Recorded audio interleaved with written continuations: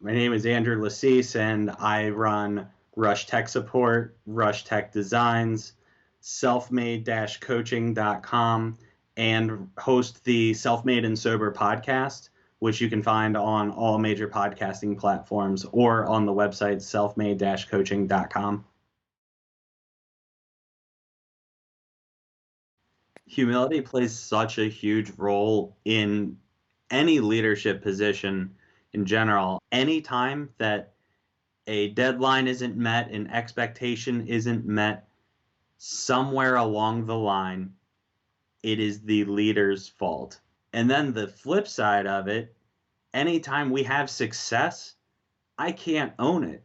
It's not my success. I put the pieces in place, but the people who are on the team and the actual players, they're the ones who get the recognition for it. When there's people that break sales records, it's not Andrew broke a sales record.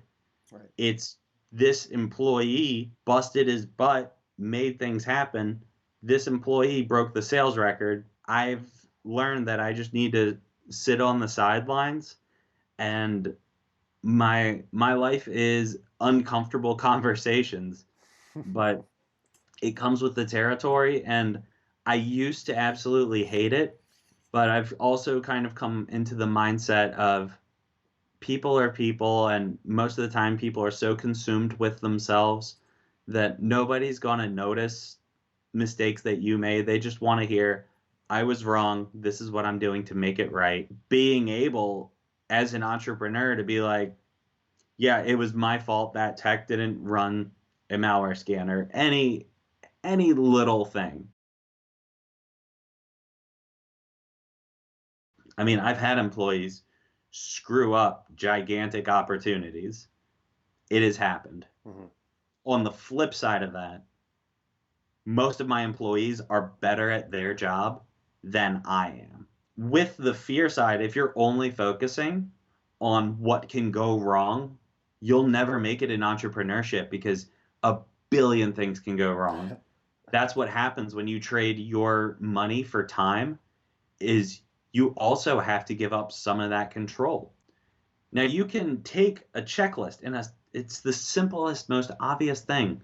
But if you have a checklist with, and we do this with our content writers, there's 11 things on the checklist to make your blog post SEO friendly, from the research to the H2 tags to the featured image to the meta tags to the percentage of the keyword that you have in the blog, the number of words written. It's just following the recipe. So my expectations is just that you will follow this sheet that I have given you. Mm-hmm. And it gets rid of a lot of the ambiguity. And if someone only does a handful of things on the checklist, and then I come to them and say, hey, you only did a handful of things on the checklist, my expectation was that you did everything on the checklist.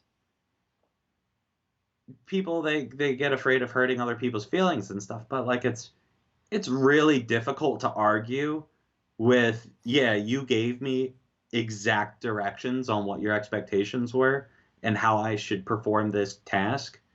And if they didn't follow it, then they weren't the right person for the job. There's two aspects to it. And one, I won't go off on a tirade on it, but just the education system of how we are taught that you're supposed to live your life is that you go to work, you trade your time for money, and that's what's been drilled in everybody's head. That is a journey where you trade your time for money. If you want more money, you trade more time. Then you got to come onto the mindset side of the equation of not looking at everything like, if this person paid me $100 and I paid somebody else $80 to do it, most people look at that and they say, well, I only make $20. Why would I only make $20? There's an opportunity to make a whole 100. Mm-hmm. But what they're not looking at is the multiplication effect of having that time. So if you give me $100, I pay him 80, I have $20. If that keeps coming in, that process keeps happening, I keep multiplying it. If it takes him 8 hours to earn the $100 that that customer had spent, then at the most, at my maximum capacity, I could do 3 jobs in 24 hours. However, if I am paying other people, every 5 people that I sell, I have made that initial $100 in profit, not doing any of the work. That number can be scaled to an extent. It depends on your industry, it depends on a whole lot of things, but we're talking 101 basics of just the math behind entrepreneurship that people will get in the trap of, I have to keep working, I have to keep doing all this extra work so that I can keep all of this money that's coming to me. But the reality is you could pay somebody else to do it for less, still have processes in place, and if you have a checklist of every single thing that needs to happen in order for the customer to be happy, and you have an employee or even a subcontractor that has enough competence to follow a checklist, you can multiply that $20 profit times infinity, Right. times as many people as you can get to pay you for your service, and as many people as you can get to be able to fulfill it.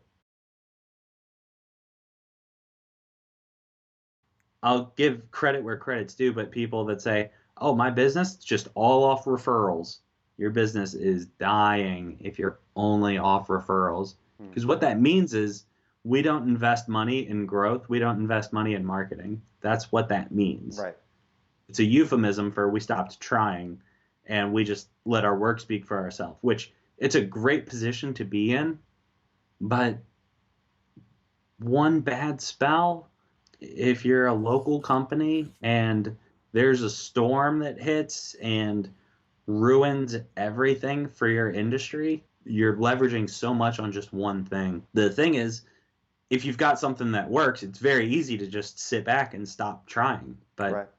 that's where I'm trying to do more and get more, provide more value, help more people. Last year we had over $1 million in payroll, and I don't look at that as a liability. I provided that value to those people and they have full-time jobs Right. as a result of that thing that I started in my living room. I wake up at 5:30, I do my morning routine, 7 o'clock to 7:30, I am running. Get home, shower, 7:45 to 8:30, I'm playing with my son. Like, that is in the schedule. Other things don't get into that time because it's been prioritized. I had to take a step back though and take 5 minutes, decide what's important to me. How do I make sure that this is important and that it actually gets done? Because I was finding, I'd be spending time with him physically, but I'd be on my phone replying to emails, on Slack, talking to my team, dealing with, what's the problem du jour. And I'd be there for an hour and like, okay, he's an infant, he's 3 months old. He's doing like tummy time, right? And I'm just like on my phone the whole time. And it's like, did I spend Right. any time with him? No, I didn't. Like, I physically was there, but ask me what happened. Right. What happened? I was on my phone. I was on my laptop. People that will set aside time to go to the gym to exercise in the morning. Nobody's going to know whether or not you did it, but you know that you're doing it for a bigger purpose, for a longer future, a healthier future to be around. But no one's going to know in the moment whether or not you did it, because you're not going to see results that day. You won't see results that week, maybe even a month before you start really feeling things, seeing things. And most people aren't willing to not get that instant gratification.